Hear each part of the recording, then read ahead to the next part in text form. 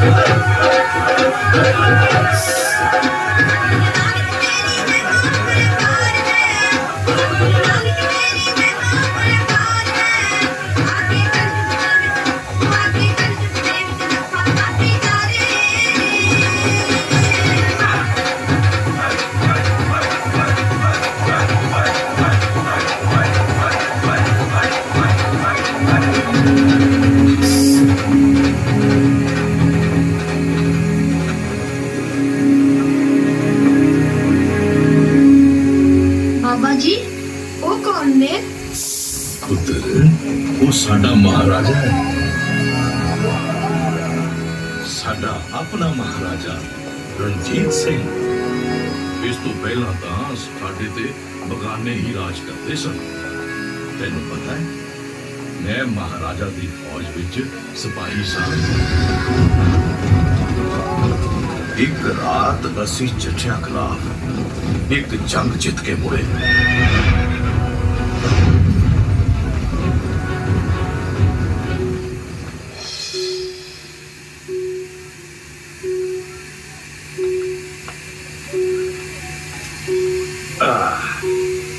साडा है पुत्र साडे लई जित दी सौगात लेके आया है, इसलिए इसका नाम होगा रणजीत सिंह। बहुत छोटी उम्र तो रणजीत सिंह दी जिंदगी एक संघर्ष सी। हाले वो सिर्फ 7 साल दा सी जदों चेचक नाल ओदी एक अख चली गई, पर ओदा हौसला ना डिग्या।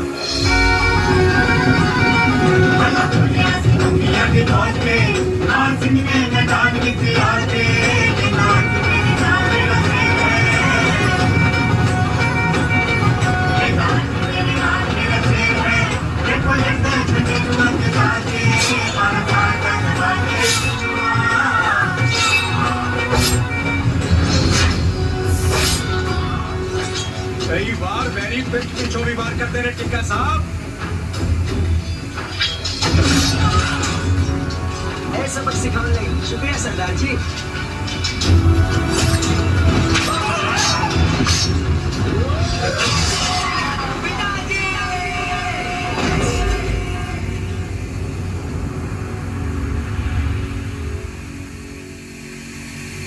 रंजीत चक लेगा जिम्मेवारी मिसल दी। मैं भी छोटा हाँ पिताजी। तू रणजीत सिंह है पुत्र, रन जितन वाला गुरुदास सिंह। ते गुरुदास सिंह कदे छोटा नहीं होता। जो बोले सो निहाल।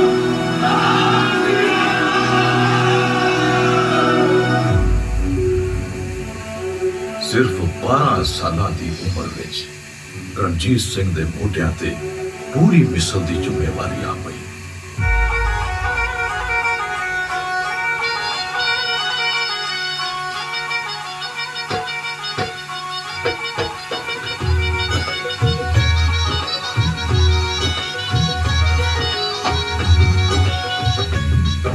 आज तो सिर्फ मेरी धी ही नहीं, मेरी मिसल भी तुहाडी है पुत्र जी।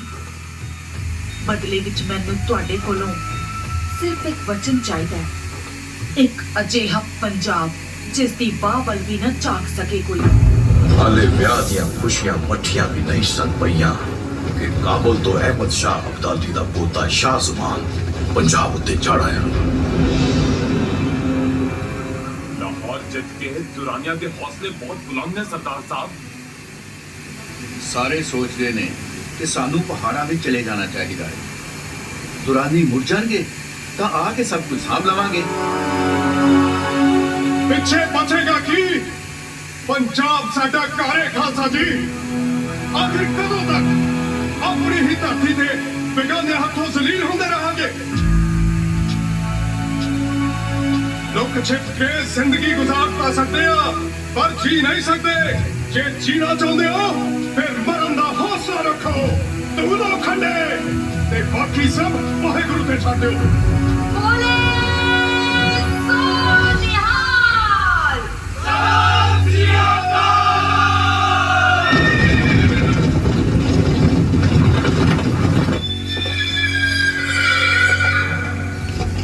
ਜ਼ਮਾਨ ਸ਼ਾਹ ਉਹ ਬਾਹਰ ਨਿਕਲ ਆਇਆ ਅਬਦਾਲੀ ਦੇ ਪੋਤੜਿਆ।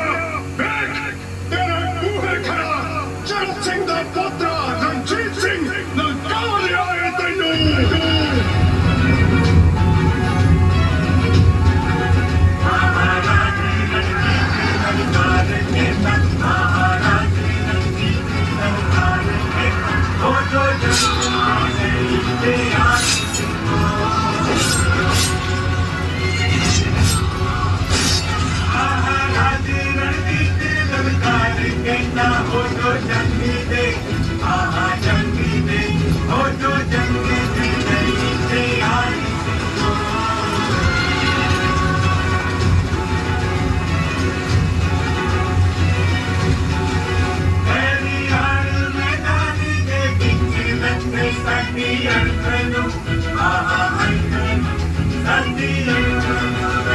हिंदुस्तान की तारीख विच ये पहली बार होया सी कि किसी ने अफगाना नू अगे लाया होया सी। फिर असी लाहौर जाके रहा, इत्थे भंगी सरदारां दा राज सी। लाहौर दे लोकां ने साडे लई बूहे खोल दिते, शहर दे भी ते दिलां दे भी। गुरु बाबे नानक दी कुल दे भाई साहब सिंह बेदी ने राजे दे मत्थे उत्ते केसरी टिक्का लाया ते राजा महाराजा हो गया। ਰਾਜ ਕਰੇਗਾ ਖਾਲਸਾ। ਗੁਰੂਆਂ ਪੀਰਾਂ ਤੇ ਪੈਗੰਬਰਾਂ ਦੀ ਸਾਜੀ ਨਵਾਜੀ ਇਸ ਧਰਤੀ ਤੇ ਹੁਣ ਪੰਜਾਬੀ ਰਾਜ ਕਰਨਗੇ। ਕੋਈ ਧਰਮ ਮਜ਼ਹਬ ਜਾਤ ਪਾਤ ਦਾ ਫਰਕ ਨਹੀਂ ਹੋਵੇਗਾ। ਜੋ ਪੰਜਾਬ ਦਾ ਹੈ ਪੰਜਾਬ ਉਸ ਦਾ ਹੈ। ਜੋ ਬੋਲੇ ਸੋ ਨਿਹਾਲ। ਸਤਿ ਸ੍ਰੀ ਅਕਾਲ।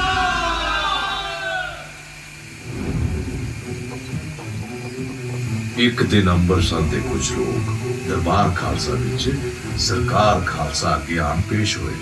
ਮਾਈ ਬਾਪ ਅੰਮ੍ਰਿਤਸਰ ਵਿੱਚ ਭੰਗੀ ਸਰਦਾਰਾਂ ਨੇ ਬਹੁਤ ਜ਼ੁਲਮ ਮਚਾਇਆ ਹੋਇਆ ਹੈ। ਉਹ ਲੋਕਾਂ ਨੂੰ ਹੀ ਲੁੱਟੀ ਜਾਂਦੇ ਨੇ। ਮਾਲੀਏ ਦੇ ਨਾਂ ਤੇ ਸਭ ਕੁਝ ਖੋਹ ਕੇ ਲੈ ਜਾਂਦੇ ਨੇ। ਜੋ ਬਚਦਾ ਹੈ ਉਹ ਚੋਰ ਡਾਕੂ ਲੁੱਟ ਲੈਂਦੇ ਨੇ। ਗੁਰੂ ਕੀ ਨਗਰੀ ਨੂੰ ਤੁਸੀਂ ਹੀ ਸਾਂਭ ਸਕਦੇ ਹੋ ਸਰਕਾਰ ਖਾਲਸਾ।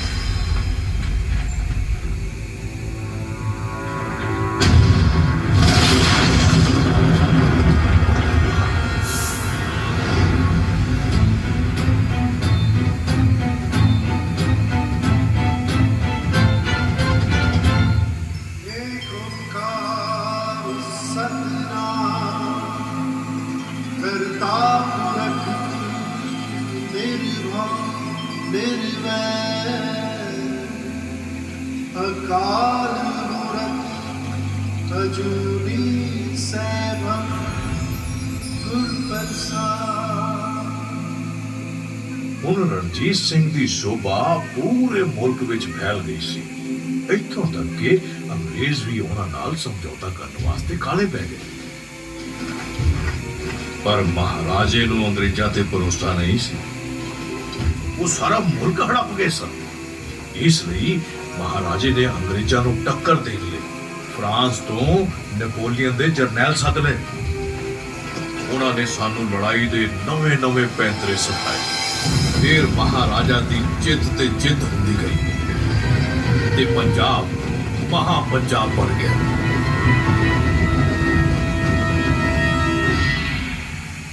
खालसा सरकार, हमारे शोहर शाह शुजा को कश्मीर के हाकिम मोहम्मद शाह दुरानिया कैद कर रखा है। इल्तिजा है हमारी मदद करें, हम ताउम्र आपके मशगूल रहेंगे।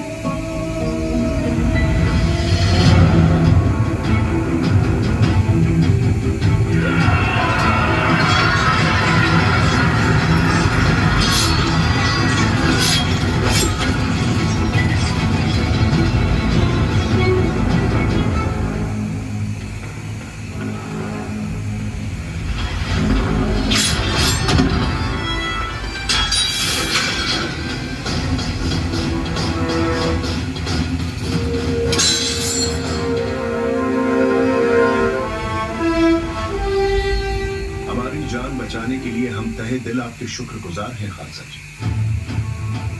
हमारी तरफ से यह नजराना कबूल फरमाएं। खलकत इसे कोहिनूर कहती है।